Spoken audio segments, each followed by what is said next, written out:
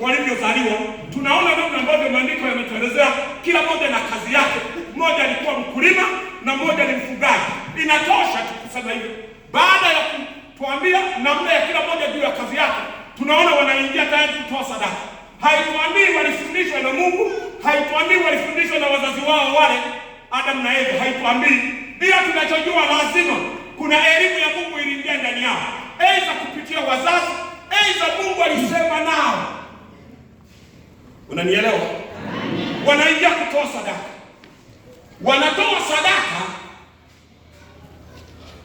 lakini kwa namna ya ile sadaka wanamwendea Mungu tofauti. Moja si kwa moyo, moja kwa moyo. Anatoa tena sehemu ya mifugo yake ya wale walionona wazuri, sadaka yake inapata kibali, lakini kwa imani. Tunaposema kwa imani ni kwa nini? Hatuoni wakati huo wote watoto hawa wa mzee Adam na Eva wamezaliwa, hatuoni kwamba wao walikutana na Mungu mahali. Tunaweza kuwashuhudia kwamba walikutana na Mungu na alisema nao ni wenyewe wazazi wao. Mara baada ya kuwaweka bustani, ameweka kwenye bustani, wamekaa pale, wamefanya makosa na baadaye wamezaa watoto. Hatuoni mwendelezo wa Mungu kukutana na hawa watoto, maandiko yakatuelezea. Ila tunajua lazima wasingefanya jambo kama wasingekuwa wamepata elimu yoyote ya Mungu. Sasa hiyo elimu ya Mungu walianza kuambiwa, pengine kufundishwa. Ndio maana neno linasema kwa imani. Yawezekana walishuhudiwa juu ya jinsi Mungu alivyo Mungu wa baraka, wakaamini. Akaamini yule mwingine alitoa tu kwa sheria. Na ndio maana tunatamani unapotoa usitoe kwa sheria, kwa sababu tumesema tutoe. Mimi napenda sadaka inayoweza kuleta matokeo. Na sadaka ni muhimu sana ukitoa, na hata kabla ya kutoa na ukitoa kuendelea kuiombea. Ni muhimu kuendelea kuiombea. Kwa sababu nataka nikufundishe kitu. Kwa nini unataka kuiombea sadaka kabla hujatoa na baada ya kutoa? Tunaona hawa wawili, Kaini na Habili, wote walitoa. Lakini utoaji wao ulifuatiliwa na adui Shetani. Shetani alifuatilia mapema. Yawezekana alienda kwa Habili, akagonga hodi, akaona yuko mganga ameimarisha moyo wake kwa Mungu, amempenda Mungu vilivyo.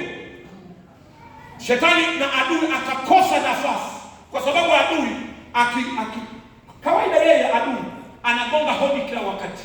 Chochote unachofanya katika Mungu anajitokeza, nataka zuia. Na ndio maana tutakubaliana na wengi hapa.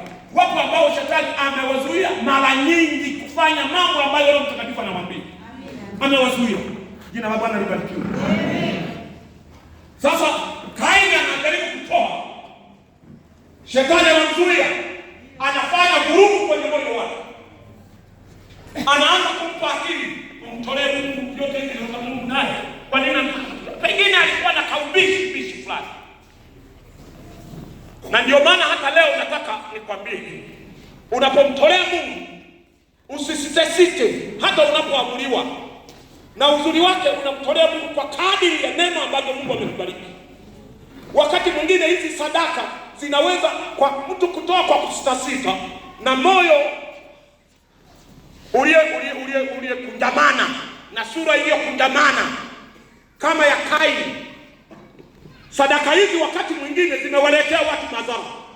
Ila huenda kwa sababu ya ufahamu mdogo, wapo watu wengi wanapata madhara alafu hawajui kwamba madhara yanatokana na kutokuwa waaminifu mbele za Mungu. Kwa sababu andiko halijawahi kuexpire.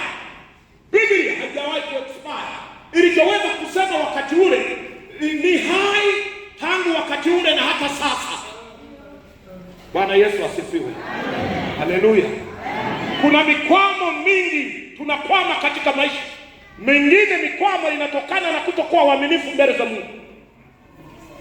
Unakuwa mjanja mbele ya mjanja mkuu Mungu.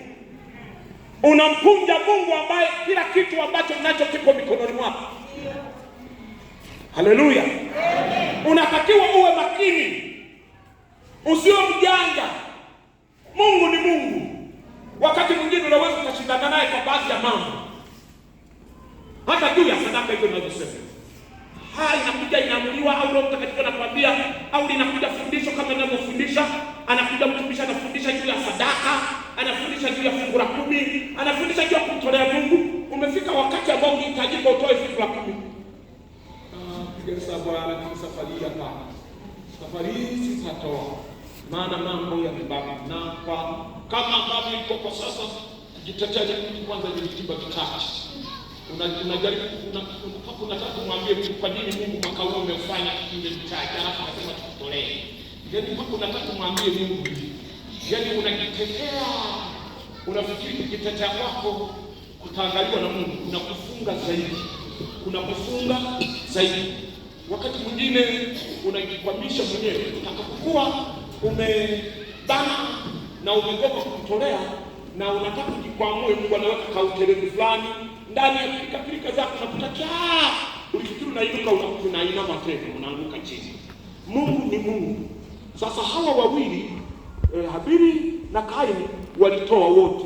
Ndio maana nasema hata unapotoa ni muhimu kuombea sadaka yako. Unapotoa ni muhimu, kwa sababu shetani anajihudhurisha sana wakati tunatoa. Ujue alijihudhurisha kwa Kaini, alifanikiwa, lakini kwa Habili aligonga mwamba. Kwa sababu ukisoma pale chini panaelezea namna ya huyu Habili ambavyo alijielekeza kumcha Mungu. Na nimesema, na kawaida mtu asipokuwa na imani thabiti, imani imara, hawezi kumtolea Mungu, hawezi kufanya vizuri zidi ya kumtumikia Mungu. Ni pamoja na hizo sadaka, hawezi kufanya vizuri. Na imani ikiwa imara, imani ikiwa sahihi mbele za Mungu, imani inasukuma kila aina ya udhaifu, inaweka pembeni. Haleluya, haleluya, haleluya, haleluya. Unajua watu wengine hawajui. Tena wakati mzuri sana wa kumtolea Mungu ni ule ambao yaani wakati tunangoja ni ofisi wa Mungu. Wakati mzuri sana, wakati wote tunataka tuwe waaminifu mbele za Mungu. Lakini wakati ambao una hatari sana ya walio wengi kushindwa kumtolea Mungu ni ule wakati ambao mambo yameenda kinyume na alivyotegemea. Wakati ambao ni hatari sana, ambao watu wanafeli sana kumtolea Mungu, ni pale ambapo pengine anavuna tofauti na mategemeo. Ndo anaona muondoe Mungu kwenye nafasi yake, abaki yeye. Na kila nafasi unayoweza kumuondoa Mungu, kawaida unajiondoa wewe mwenyewe. Haleluya. Yaani hiyo nakwambia kabisa. Kila unapoweza kufikiri unamuondoa Mungu kwa sababu bajeti yako imebana, ndio wakati ambao unajiondoa wewe. Mungu haondolewi. Yeye anabaki kuwa Mungu tu wakati wote. Yesu atusaidie. Sasa hawa wawili, nirudi kwenye andiko, walifanya sadaka zao. Moja sadaka yake ilipata kibali, lakini neno ninalolipenda pale, kwa imani Habili alimtolea Mungu. Pale ninaposema kwa imani, ni alifanya kwa namna ya ambavyo alimkubali Mungu kwamba Mungu yupo, ndiye Mungu anayewapa thawabu watu wake. Ile kukubaliana. Usiwe na mbomo kwenye moyo wako kwa vyovyote unavyoamriwa na Mungu, usiwe na mbomo. Mimi nasema ukweli, kanisa hili nasema, wapo watu hapa wana neema kubwa ya baraka, lakini mafungu ya 10 yao hatuyagusi. Na mimi nataka nikwambie, na mwaka huu nataka nilitangazie kanisa na uwezo wa kanisa.